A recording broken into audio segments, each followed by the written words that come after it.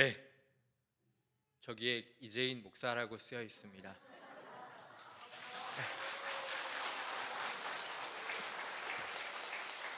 아닙니다. 이걸 말씀드리려는 게 아니라 제가 지금 처음 제가 전도사가 되었고 첫 설교할 때처럼 심장이 심장이 너무 뛰어서 손이 떨리고 그렇습니다. 사순절의 시간을 잘 보내셨나요? 우리는 고난 주간과 부활절을 통해 십자가의 사랑과 은혜를 묵상했고 부활의 소망과 생명의 기쁨을 찬양했습니다. 예수님께서는 왜 이 땅에 오셨을까요? 무엇을 위해 십자가의 모든 고난과 아픔을 담당하시며 죽기까지 하셨을까요? 우리는 모두가 그 이유를 알고 있습니다.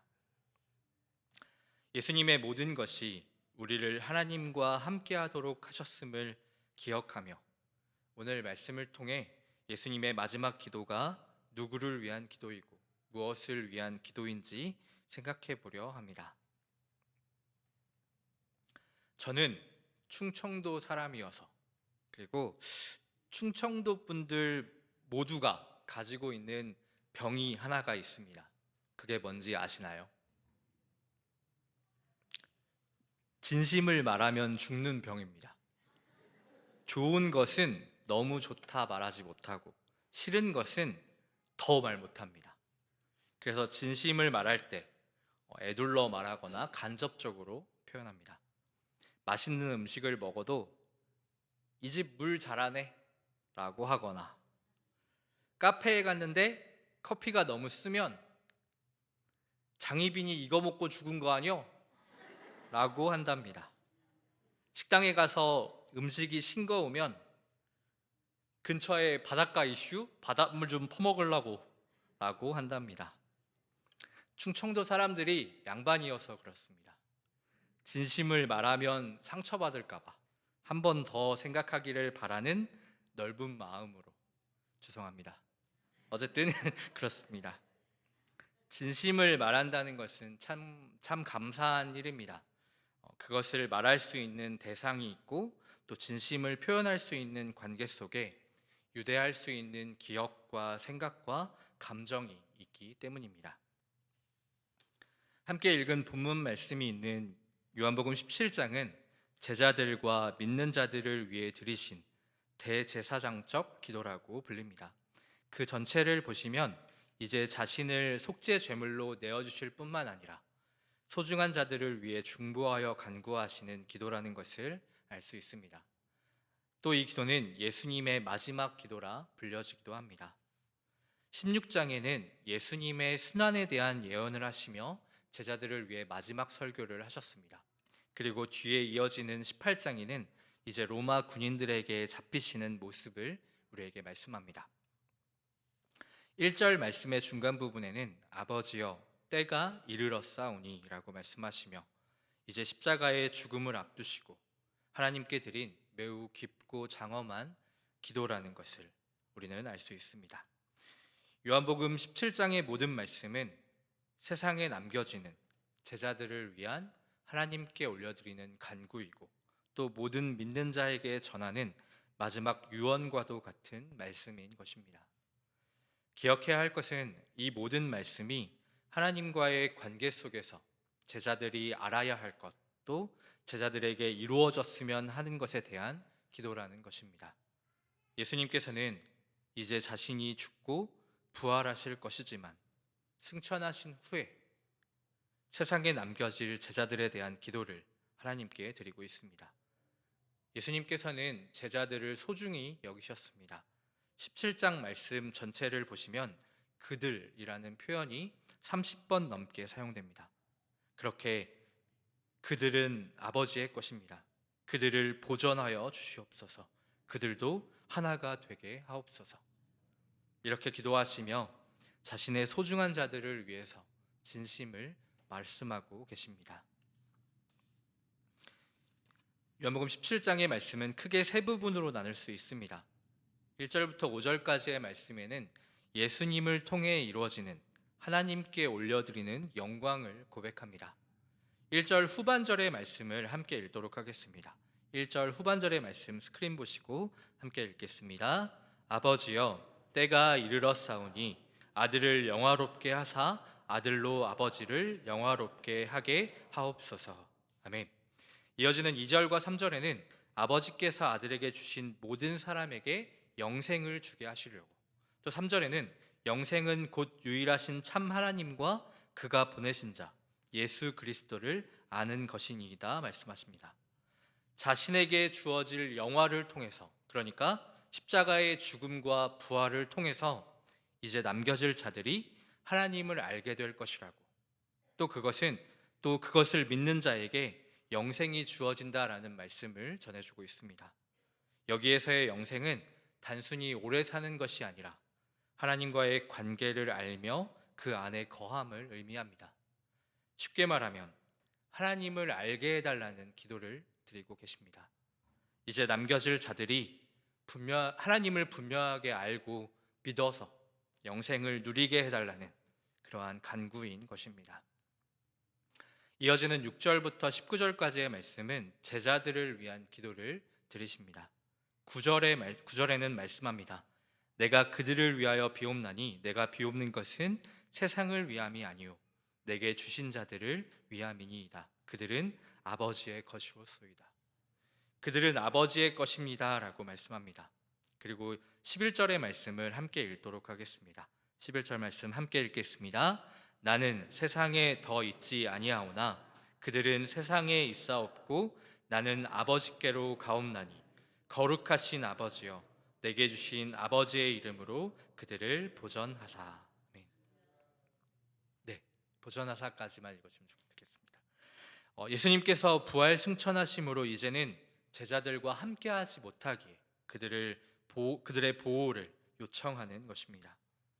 그들은 아버지의 것입니다. 그들을 보호하여 주옵소서 기도하시며 예수님께서는 더 나아가 하나님을 위하여 기도합니다. 예수님께서는 이제 제가 없으니 어떻게 살게 해주세요. 제자들을 도와주세요. 이들을 불쌍히 여겨주세요. 기도하시는 것이 아니라 그들을 진리로 거룩하게 하옵소서. 아버지께서 나를 보내신 것 같이 나도 그들을 보냅니다 라며 제자들에게 주어지는 존재에 대한 확신을 그들에게 말씀해 주십니다. 아버지의 것으로서 힘과 능력을 구하는 기도인 것입니다. 이제 남겨질 자들이 어떤 존재로 살 것인가를 말씀하시며 진리를 통해 거룩할 것을, 또 보냄받은 존재라는 사명을 확신할 것을 말씀하십니다. 14절의 말씀에는 내가 아버지의 말씀을 그들에게 주었사오매 세상이 그들을 미워하였사오니 이는 내가 세상에 속하지 아니함 같이 그들도 세상에 속하지 아니함으로 인함이니이다 말씀합니다. 예수님께서는 제자들을 세상에 속하지 아니한 존재라고 말씀하십니다. 이것은 거룩을 의미합니다. 이를 위한 증거의 말씀이 19절의 말씀인데 19절의 말씀을 함께 읽도록 하겠습니다. 함께 읽겠습니다. 그들을 위하여 내가 나를 거룩하게 하오니 이는 그들도 진리로 거룩함을 얻게 하려 함이니이다. 아멘. 거룩은 믿는 자에게 생명과도 같은 것입니다. 하나님 앞에 나아가게 하며 하나님과 함께하게 하기 때문입니다. 우리는 우리를 거룩하게 해야 합니다. 우리를 거룩하게 하시는 진리가 있기에, 또 하나님이 계시기에 우리는 거룩할 수 있습니다. 마지막으로 20절부터 26절의 말씀에는 세상을 위한 기도, 하나님을 믿는 자들을 위한 기도를 드리십니다. 23절의 말씀입니다. 내가 그들 안에 있고 아버지께서 내 안에 계시어 그들로 온전함을 이루어 하나가 되게 하려 함은 아버지께서 나를 보내신 것과 또 나를 사랑하심 같이 그들도 사랑하신 것을 세상으로 알게 하려 함이로소이다. 이것은 단순한 협력이나 모임이 아니라 진정으로 깊은 관계적 하나됨을 간구하시는 것입니다. 예수님의 마지막 기도에서 이 세 부분의 주제에서 가장 중요한 부분은 하나 되게 해달라는 기도입니다. 21절의 말씀 함께 읽도록 하겠습니다. 21절의 말씀 함께 읽겠습니다. 아버지여, 아버지께서 내 안에 내가 아버지 안에 있는 것 같이 그들도 다 하나가 되어 우리 안에 있게 하사 세상으로 아버지께서 나를 보내신 것을 믿게 하옵소서. 아멘. 예수님께서는 21절의 말씀을 통해 하나됨의 기도를 드리시고 있습니다. 그리고 두 가지를 기도하십니다. 먼저는 우리가 하나님과 하나 되게 해달라고 기도드립니다. 21절의 말씀에 하나님이 내 안에 내가 하나님 안에 있는 것 같이 그들도 하나 되어 우리 안에 있게 하사.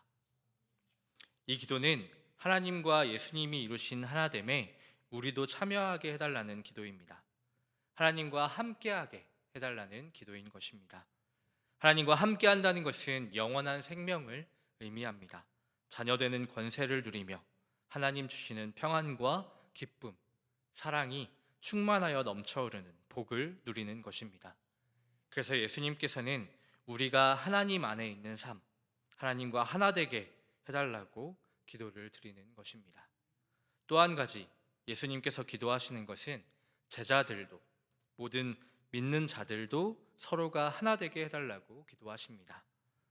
21절의 말씀에 그들도 다 하나가 되어라고 말씀하십니다.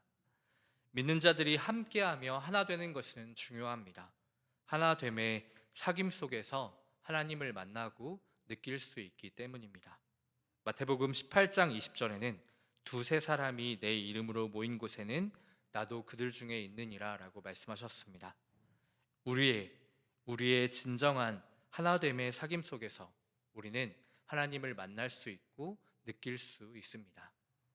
우리가 서로 하나 되면서 사랑하고 섬겨주고 배려하며 하나님의 함께 하심을 알 수 있다는 것입니다. 예수님께서는 하나님께 올려드리는 마지막 기도를 통해 이제 남겨지는 자신의 제자들과 믿는 자들을 위해 간구하십니다. 이 모든 기도, 이 예수님의 마지막 기도에 대한 의미를 아시겠나요? 예수님의 진심이 무엇인지, 예수님의 마지막 기도가 누구를 위한 기도이고 무엇을 위한 기도인지 성도님들께서는 아시겠나요?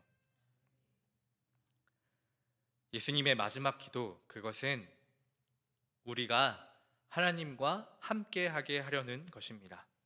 십자가의 영광을 통해 그 죽음과 부활을 통해 우리 모두가 하나님을 알게 하시고 영생을 누리며 하나님과 함께하게 하여 주옵소서.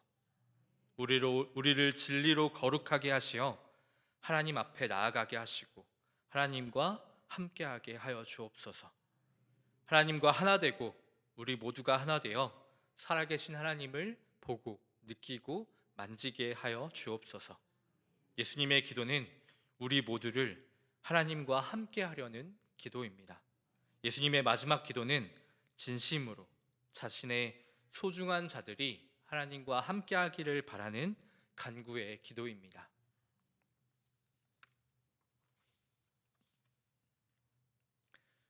제가 목사가 되었습니다.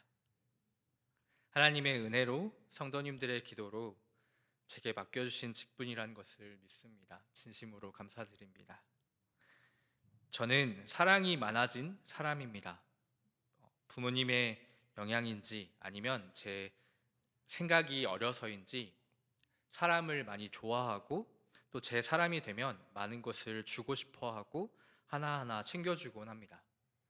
어릴 적에 제 꿈 중에 하나가 좋아하고 사랑하는 사람들에게 선물하며 여행하며 사는 것이 꿈이었습니다. 그래서 그 목표로 돈 잘 버는 직업으로의 취직과 또 그런 삶의 모습을 꿈꿔왔습니다. 하지만 예수님을 영접하고 하나님의 그 사랑을 받아 알게 될수록 그것이 너무 크고 값지고 영광스럽다라는 것을 깨닫게 되었습니다. 제가 세상에서 살 수 있는 어떤 선물보다도 비교할 수 없을 만큼 좋은 것이라는 사실을 알게 되었습니다. 세상의 어떤 즐거움이나 꿈보다도 한 영혼이 구원받고 자녀되는 권세와 영생을 받아야 함을, 세상에는 어떠한 정답도 없고 하나님만이, 예수님만이 모든 사람에게 정답임을 알게 되었습니다. 그리고 제가 사랑하는 사람들은 물론 세상의 모든 사람들을 예수님을 만나 하나님께로 인도해야 하고 죄 가운데 죽어가게 해서는 안 된다는 마음이 더 많이 생각되고 기도할수록 깊어졌습니다. 지금의 저는 성경의 말씀을 통해서 또 저에게 주어지는 환경을 통해서 그리고 분명하게 느껴지는 주님의 임재로서 하나님과 함께함을 알고 있습니다. 그리고 그것을 믿고 있습니다. 그것으로 인해서 저는 기뻐하고 많이 웃고 행복해 합니다. 이제는 제가 아닌 사람들을 위해서 사랑하여 미혹한 길에서 돌아서게 하며 허다한 죄를 덮어주는 사람이고 싶습니다.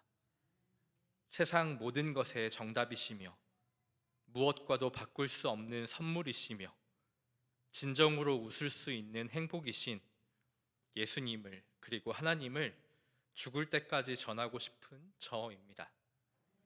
그래서 제가 하는 모든 말과 행동과 섬김과 사랑과 수고와 노력은 제게 소중한 사람이 하나님과 함께하기를 바라는 저의 진심입니다.